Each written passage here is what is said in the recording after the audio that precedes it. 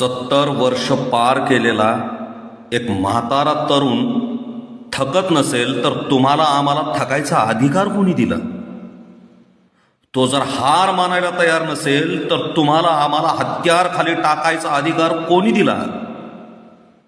तो जर स्वाभिमान गहाण ठेवायला तयार नसेल तुम्हाला आम्हाला लाचार होण्याचा अधिकार कोणी दिला? अहो, वारसा नुसता सांगून चालत नाही, तो जगावा लागतो, जपावा लागतो. तुम्ही तर व्यवस्थेशी 2 हात केलेल्या बाबासाहेबांचा वारसा सांगता, मग इतक्यात मागे कसे हटतात?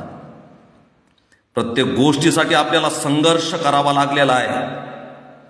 त्यांनी आपल्याला सहजासहजी काहीच मिळू दिलेलं नाही, अगदी पाणी सुद्धा. अहो, मग सत्तेत वाटा सहजासहजी कसा देणार? संघर्ष अटळ आहे, लढावाच लागणार.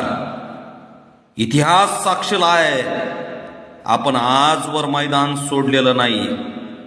म्हणून जिंकत आलेली लढाई आपल्याला हारायची नाहीये.